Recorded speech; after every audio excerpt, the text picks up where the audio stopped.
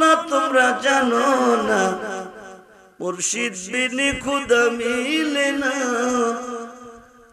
জি, মুর্শিদ বিনে খুদা মিলে না।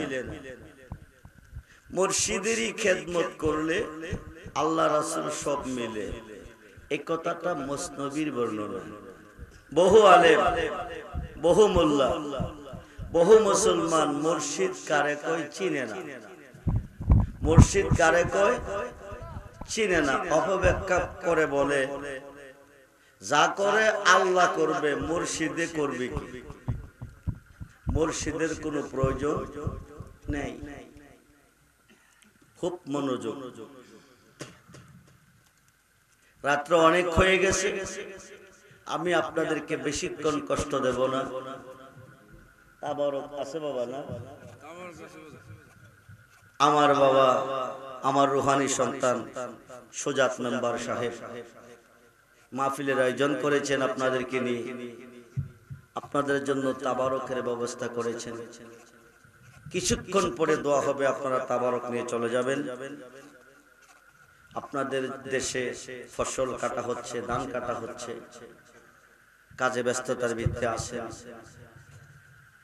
তো আজকে মরলে কালকে কবর, সব হবে পর, একজন হবে আপন, তিনি হচ্ছে মুর্শিদ। সুবহানাল্লাহ। তিনি কি? তিনি কি? মুর্শিদ। সবাই মুর্শিদকে চিনে না, সকলে মুর্শিদের দেওয়া খেয়ে ঠিক থাকতে পারে না। সবাই মুর্শিদকে চিনে না, সকলে মুর্শিদের খানা খেয়ে দেওয়া পেয়ে সহ্য করতে পারে না। এই বিষয়টার উপরে কিছুক্ষণ কথা বলবো। হযরতে মুনসুর হিল্লাস এবং শিবলি রহমাতুল্লাহ আলাইহি দুইজন শরীয়তের বড় আলেম ছিলেন। যতদিন পর্যন্ত শরীয়তের পায়রবি করেছেন ততদিন পর্যন্ত তাদেরকে কেউ মন্দ বলে নাই। যেদিন শরীয়তের রাস্তা অতিক্রম করে তরিকতের রাস্তায় কদম রেখেছেন, ওই দিন থেকে দুজনকে দেশ থেকে বিতাড়িত করা হচ্ছে, তাড়াইয়ে দেওয়া হচ্ছে। কারণ শরীয়ত এক জিনিস, তরিকত হলো আরেক জিনিস।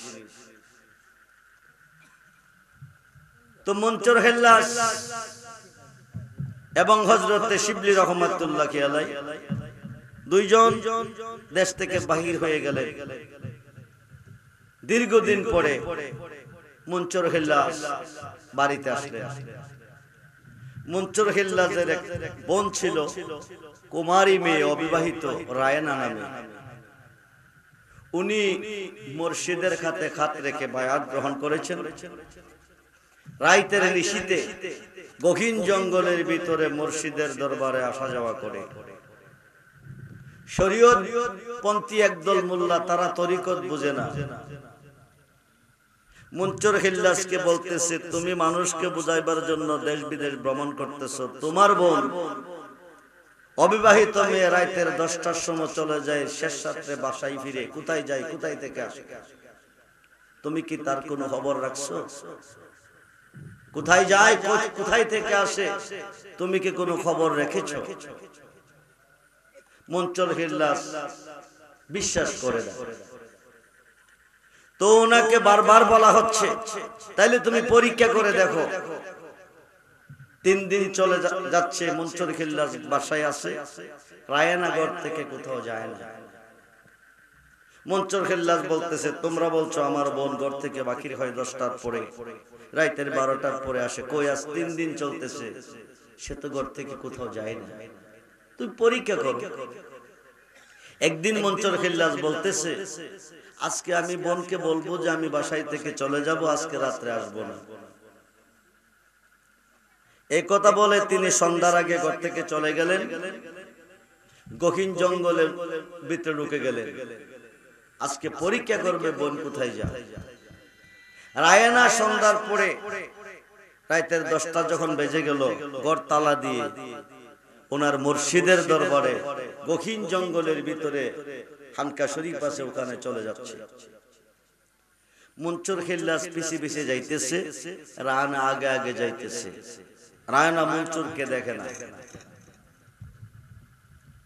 কিছুদূর পর যাওয়ার পরে দেখতেছে দুই দিকে 6টা করে জঙ্গলি বাঘ। কয়টা বাঘ? 6টা করে 12টা বাঘ। বাঘ কয়টা? জঙ্গলি বাঘ মানুষ পাইলে খায় না সারে, জোরে বলে। জঙ্গলি বাঘ মানুষ পাইলে খায়। এইদিকে চায়া রইছে। রানা চিন্তা করতেছে বাঘিনী আমাকে খেয়ে ফেলে। তিনি মুর্শিদের নাম জপতে জপতে জঙ্গলের ভিতরে দয়ালের দরবারে, মুর্শিদের দরবারে চলে গেছে। বাঘে কোনো ক্ষতি করে নাই। যেরকম সুবহানাল্লাহ। তারে জমেও ছয় না, বাঘেও খায় না। প্রেমিক যে জনা, খুব মনোযোগ। মনসুর খিল্লাস পিছনে আসে। মনসুর খিল্লাস চিন্তা করে আমার বোন তো চলে গেছে, বোনকে তো বাঘে খাই নাই, আমারই নি খেয়ে ফেলে। তিনি বাঘের বয়ে গাছের আগায় চলে গেছে, গাছের উপরে উঠে গেছে। এই দিক দিয়ে রায়না জঙ্গলের ভিতরে চলে গেছে। যাওয়ার পরে ওনার পীর মাহবুবে সুবহানি, কুতুবে রব্বানি, গৌসে সমদানি, গৌসে সাকালাইন, মীর মোহাম্মদ মহিউদ্দিন আব্দুল কাদের জিলানী, আল হাসান আল হুসাইনি আল বাগদাদি রাদিয়াল্লাহু তাআলা বলেন, রায়না এতক্ষণ দেরি হলো কেন?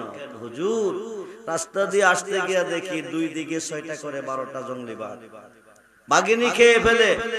বই আতঙ্ক হয়ে আল্লাহু আল্লাহু জিকির করতে করতে চলে এসেছি, বাঘ আমারে খায় নাই। গাউসে পাক বলেন, শুকরানা স্বরূপ 2 রাকাত নামাজ পড়ো। 2 রাকাত নামাজ আদায় করলেন। আদায় করার পরে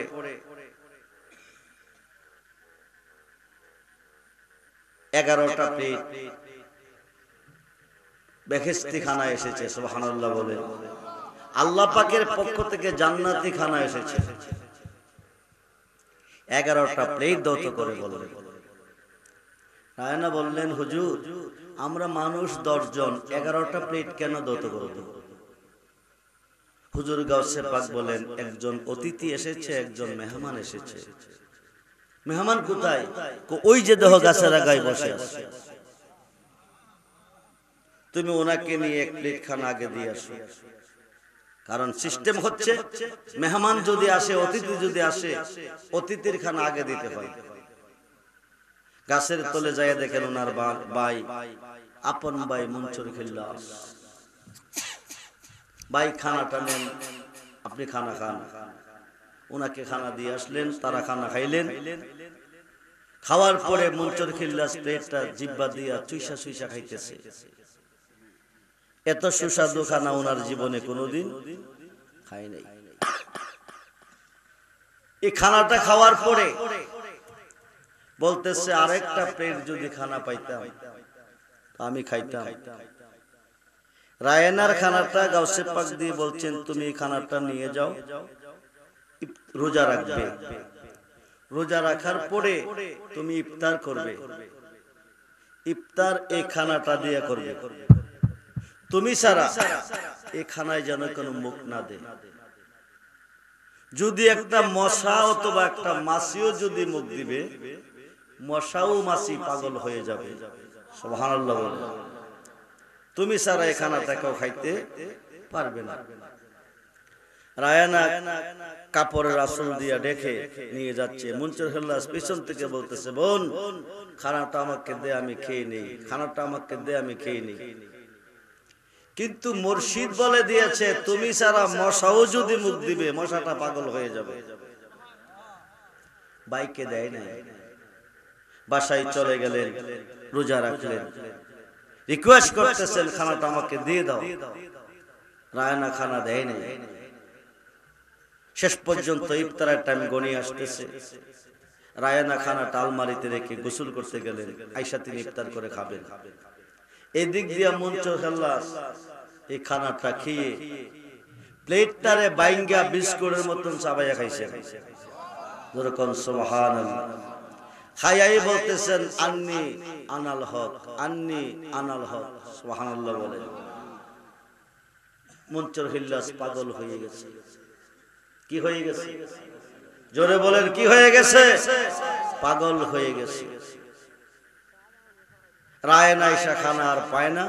মুনচুর হিল্লাস এই কথা বলতেছে। এই মুনচুর হিল্লাসকে আঞ্জা দিয়া দইরা বনে কানতেছে, ভাইয়ের সঙ্গে ভাই যে পাগল হয়ে গেছে। শরীয়তের মোল্লারা কি ফেস লাগাই দেখেন। শরীয়তের মোল্লারা ওমর কাজী নামে ওই দেশে একজন কাজী সাহেব ছিল। এই কাজী সাহেবের কাছে গিয়া বিচার দিছে। দেখেন, একদিকে সে খুদা দাবি করতেছে, আন্নি আনাল হক বলে, আরেকদিকে তার কুমারী বোন তার জন্য তার প্রেমে পাগল হয়ে গেছে। নাউজুবিল্লাহ বলে। তার জন্য পাগল হয় নাই, ভাই যে খাইয়া পাগল হয়ে গেছে এই সুগে বনে কাঁদতেছে। আর মোল্লারা বুঝাইতেছে বোন ভাইয়ের প্রেমে পাগল হয়ে গেছে। কাজী সাহেবের কাছে বিচারের দরখাস্ত রাখছেন। কাজী সাহেব ওনাকে ডাকিয়ে নিয়েছেন। ডাকিয়ে নেওয়ার পরে বলতেছেন, তুমি আন্নি আনাল হক কেন বলো? তো উনি আন্নি আনাল হক ছাড়া কিছুই বুঝে না, পাগল পাগলামি করতেছে। পাগলামি করে না, উনি সত্য বলতেছে। সুবহানাল্লাহ বলে। তো মসজিদে চলে গেছে, নামাজ পড়বে। সমস্ত মুসল্লি কাজী সাহেব সহ পশ্চিম দিকে সাজদা তারা নামাজে দিয়েছে। মুনচুর হিল্লাস পশ্চিম দিকে দেয় নাই, সাজদাটা উত্তর দিকে দিয়েছে। উত্তর দিকে দেওয়ার পরে মসজিদের ভিতরে তিনি প্রস্রাব করে দিয়েছেন। মোল্লারা সব সালাম ফিরাইবার পরে বলতেছেন, হুজুর, একদিকে সে আন্নি আনাল হক দাবি করলো, আরেকদিকে মসজিদের ভিতরে প্রস্রাব করলো, সে উত্তর দিকে সাজদা দিল। আপনি দেখেন তাকে কি জিজ্ঞেস করবেন বলেন, তার বিচার করেন। কাজী সাহেব জিজ্ঞেস করার পরে মুনচুর হিল্লাস বলতেছেন, আমি কি উত্তর দিকে সাজদা দিয়া ভুল করছি, অপরাধ করছি? জি, তুমি অপরাধ করেছো। তো আমি উত্তর দিকে সাজদা দিয়ে অপরাধ করছি, তুমি যে পশ্চিম দিকে সাজদা দিয়া সাজদার মধ্যে গিয়া কইছো বাদশা হারুনুর রশিদের কাছে যাইবা তোমার মেয়ের বিয়ার জন্য 2000 টাকা আনবা, এটা কি অপরাধ নয়? সুবহানাল্লাহ বলতেন না? আমি উত্তর দিকে সাজদা দিয়া ভুল করছি, তুমি সাজদার মধ্যে গিয়া যে কইছো বাদশা হারুনুর রশিদের কাছে যাইবা তোমার মেয়ের বিয়ার জন্য 2000 টাকা আনবা, এটা কি ভুল করো নাই? কাজী সাহেব আশ্চর্যিত হয়ে গেলেন, এই পাগলে কি করে জানে? মুনচুর হিল্লাস বলেন, তুমি যে 2000 টাকা বাদশার কাছ থেকে আনবা, তুমি আমার পায়ের নিচে মাটির তলে ছাইয়া দেহ টাকা আছে। আরো আসতে বলে, পায়ের তলে মাটি কইরা 2000 টাকা পাইছে। এরপরও মুনচুর হিল্লাসকে চৌরাস্তার মধ্যে কাছের সাথে ফেসাইয়া বাঁধছে। চতুর্দিকে সাইনবোর্ডে লেখা দিছে, যে আসবে তাই একটা ডিল মারবে, যে আসবে তাই একটা ডিল মারবে, যে ডিল না মারবে তারে ডিল মারা হবে। চতুর্দিক থেকে ডিল মারবে ডিক্লার দেওয়া হচ্ছে। কাজী সাহেবের বাড়িতে মুনচুর হিল্লাস চলে গেছে। গিয়া কাজী সাহেবের ঘরে এক মেয়ে ছিল, অবিবাহিত কুমারী, ওনার কাছে খাবার চাইছে। কি চাইছে? আমার একটু খাবার দিবে, তোমার কাছে খাবার আছে। আমার একটু খাবার দিবে, তোমার কাছে খাবার আছে। আমার কাছে কি খাবার আছে? আমি জানি তোমার কাছে আছে, তুমি আমাকে একটু খাবার দিবে? আমার কাছে থাকলে আমি দেব। মুনচুর হিল্লাস বলেন, আমি তোমার বুকের এক টান দুধ খাবো। সুবহানাল্লাহ বলে। মুনচুর কাজী সাহেবের মেয়ে কিন্তু বিবাহিত না, অবিবাহিত মেয়ে। আমাকে কমিটির পক্ষ থেকে রিকোয়েস্ট করছে মুনচুর হিল্লাস সম্পর্কে কিছু কথা বলার জন্য। আল্লাহর প্রেমে যখন একজন পাগল প্রেমী বিভোর হয়ে যায়, আল্লাহ তার হয়ে যায়। যার সঙ্গে যার প্রেম ঘটেছে, দুই দেখো তার এক হয়েছে। আল্লাহ রাসূল বান্দা আছে প্রেমের কারণে। আল্লাহ যার হয়ে যায়, তার কথাটাই আল্লাহর কথা হয়। যখন সুবহানাল্লাহ, তার কাজটা আল্লাহর কাজ কয়, তারে আল্লাহ ওলি কয়। জিনে যারে বর করে, তারে দেয়া জিন অভিনয় করে। সৃষ্টির মানুষ তারে দেখে, জিন দেখে না। আল্লাহ কয়, আমি যারে বর করে রাখিনি, তোরা তারে দেখো, আমারে দেখোস না, তারে আমি আমার ওলি বলি। সুবহানাল্লাহ বলেন। তার কাজটা হচ্ছে আমি আল্লাহর কাজ। মনসুর খিল্লাস এই কথা বলার পরে কাদি সাহেবের মেয়ে কাদি সাহেবের কাছে বিচার দিলেন। একদিকে তিনি আন্নি আলাল হক বললেন, আরেকদিকে মসজিদের ভিতরে উত্তর দিকে সাজদা দিয়ে প্রস্রাব করে দিলেন। আরেকদিকে কাদি সাহেবের মেয়ের কাছে এক টান দুধ চাইলেন। অপরাধ কয়টা হইল? জোরে বলে, দোষ কয়টা হলো? 3 দোষের বিচার।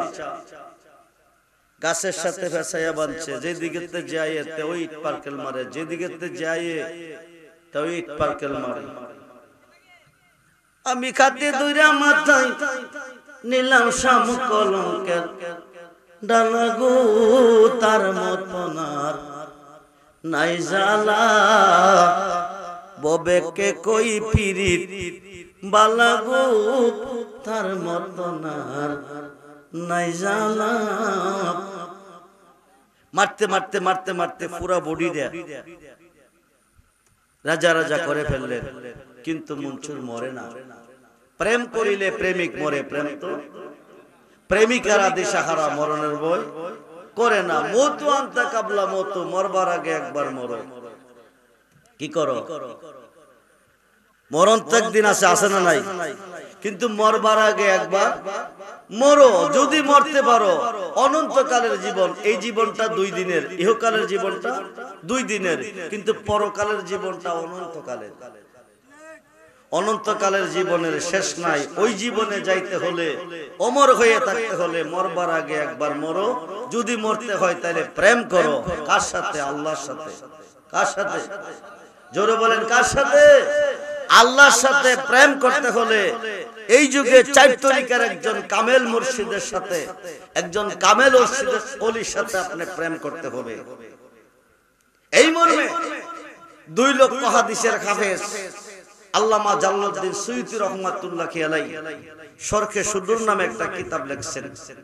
এই কিতাবের মধ্যে উল্লেখ করছেন হযরতে ইব্রাহিম ইবনে শাইবান রাহমাতুল্লাহি আলাইহি একজন মুরিদ আসিয়া 1 টাকা 1 দিরহাম পীরের খাতে দিয়ে বলতেছেন, বাবাজি টাকাটা আপনার খাতে রাখেন, আমি আগামী দিন জোহরের সময় ইন্তেকাল করব। সুবহানাল্লাহ বলে। মুরিদ বলছে, মুরিদ কে বলছে? মুরিদ বলছে পীরের কাছে, টাকাটা আপনার খাতে রাখেন, আগামী দিন জোহরের সময় আমি ইন্তেকাল করব। অর্ধেক টাকা দিয়ে আমার কবরটা খনন করবেন, অর্ধেক টাকা দিয়ে কাফন দাফনের ব্যবস্থা করবেন। সুবহানাল্লাহ বলেন। কারণ আগামী দিন যে মরবেন তিনি কি জানেন না? কইছেন না? না জানেন না? কথা বলেন। আজরাইল আসবেন, রূহ নিবেন, তিনি কি দেখা বলছেন না? না দেখা বলছেন? দেখা বলছেন। ইব্রাহিম ইবনে শাইবানের কাছে 1 টাকা রেখে তিনি চলে গেলেন। পরের দিন ইব্রাহিম ইবনে শাইবান রাহমাতুল্লাহি আলাইহি কি করলেন? অর্ধেক টাকা দিয়ে কবরটা খনন করলেন, অর্ধেক টাকা দিয়ে কাফন দাফনের ব্যবস্থা করলেন। সুবহানাল্লাহ বলেন। বইলা তিনি মক্কার কাবা ঘরের সামনে দাঁড়িয়ে আছেন। ভক্ত কোন সময় আসবেন, কোন সময় মারা যাবেন, কোন সময় দাফন করবেন, যদি না আসে, না মরে, কবর তো খালি রাখা যাবে না। কবর কি খালি রাখা যাবে? কাফনের কাপড় তিনি কারে পরাবেন, টেনশন করতেছেন। হঠাৎ করে দেখেন মুরিদ এসেছেন, আয়েশা কাবা ঘরের চতুর্দিকে একটা চক্কর দিলেন, দিয়া পূর্ব দিকে শুইলেন। ফির বলেন, তে তো বলছেন এই টাইমে মরবে, মরলো কিনা? যায়া দেখে দেহটা আছে, রুহুটা নাই, বিদায় হয়ে গেছে। বলুন ইন্না লিল্লাহি ওয়া ইন্না ইলাইহি রাজিউন। আসুন, মুরিদ মরে গেছে। মত আনতা কাবলা মত, মরবার আগে একবার মরো। যদি তুমি অমর হয়ে যেতে চাও অনন্তকালের জীবনে, প্রেম করিলে প্রেমিক মরে সৈগ প্রেম তো মরে না। আরে প্রেমিকেরা দিশাহারা মরণের বই করে না সৈগ মরণের বই করে না প্রেম তো মরে না। পীর ইব্রাহিম ইবনে শাইবান যায়া দেখেন দেখোটা আছে রুহটা বিদায়, লোকটা মারা গেছেন মরে গেছেন, লোকটা মারা গেছেন মরে গেছেন। পীর ইব্রাহিম ইবনে শাইবান নিষ্কাতে গোসল করালেন, গোসলের পরে কাফনের কাপড় পরালেন, জানাজার মাটি নিলেন, 4 তাকবীরে নামাজ দিলেন, কবরের পশ্চিম পাশে খাটটা নামাইলেন। পীর ইব্রাহিম ইবনে শাইবান নিজে কবরে নামলেন, উপর থেকে লাশটা ছেড়ে দিচ্ছে, বিসমিল্লাহ ওয়া আলা মিল্লাতে রাসূলিল্লাহ, বলুন ইয়া রাসূলুল্লাহ। এই কথা কইয়া ছাড়ছেন পীর ইব্রাহিম ইবনে শাইবান 2 কাঁধ বাড়িয়ে লাশটা কোলে নিছেন, কবরে নামাইছেন। পায়ের বান খুলবেন, সিনার বান খুলবেন, মাথার বান খুলবেন, উপরে চলে আসবেন, বাঁশের সারি বাজারের দাড়ি দাফন কাজ কমপ্লিট করবেন। 40 কদম চলে যাওয়ার পরে মুনকার নেকির আসিয়া 3টা প্রশ্ন করবেন। পীর ইব্রাহিম ইবনে শাইবান মাথার বান্ডা খোলার পরে দেখতেছেন মুরিদে পীরের দিকে 2 চোখ দিয়া চায়া রইছে। যেরকম সুবহান। পীর ইব্রাহিম ইবনে শাইবান চিন্তিত হয়ে গেলেন, বিষয় কি? মানুষ কি মরার পরে চোখ খোলা হয় নাকি? পীর বলতেছে মানুষ কি মরার পরে চোখ খোলা হয় নাকি? এই কথা বলার সঙ্গে সঙ্গে মুরিদ কাফনের কাপড় লইয়া কবরে গেলেন বসিয়া, বসিয়া বলেন হুজুর আমি প্রেমিক, আমি আল্লাহর প্রেমিক, প্রেমিকদের মরণ নাই। যেরকম সুবহানাল্লাহ। আল্লাহর প্রেমিক, প্রেমিকদের মরণ নাই। আল্লাহরে পাইলেন কই প্রেম করার জন্য? আল্লাহর সাথে প্রেম করতে গেলে প্রেম করতে হবে নবীর সাথে, আর নবীর সাথে প্রেম করতে হলে প্রেম করতে হবে 4 তরিকার একজন ওলি আল্লাহ, একজন পীর মুর্শিদের সাথে। তিনি চোখ খুলে চায়া রইলেন। মুরিদ বলেন মানুষ কি মরার পরে চোখ খোলা হয় নাকি? কাফনের কাপড় লইয়া কবরে মুরিদ বসিয়া বলেন আমি প্রেমিক, আমি আল্লাহর প্রেমিক, প্রেমিকদের মরণ নাই। যেরকম সুবহান। মুনচুর খিল্লাস মরে নাই, মুনচুর খিল্লাস মরে নাই। আন্নি আনাল হক কেন উনি দাবি করলেন? উনাকে দুরা মারা হলো, সিনা পর্যন্ত গর্ত করে 300 তো দুরা মারা হলো। কয়শত? 299টা দুরা মেরেছে। উনি খাটছেন কাঁদে নাই। 299টা দুরা পাথর ওনার উপর নিক্ষেপ করেছেন, উনি খাটছেন কাঁদে নাই। 300 পূরণ করতে গিয়া শেষ দুরাটা যখন মারা হয় মুনচুর উহু উহু করে চিৎকার মারছেন। যেরকম সুবহানাল্লাহ। 299টা দুরা মারছেন, তিনি খেসেছেন, হাসছেন কাঁদে নাই। একটা দুরা মারার পরে তিনি কেঁদেছেন। ওইখানে বলে কোন সময় পাথর দিয়া ইটা দিলে মেনে নেওয়া যায়, ফুল দিয়া ইটা দিলে মেনে নেওয়া যায় না। কারণ ফুল দিয়া যিনি ইটা দিছেন,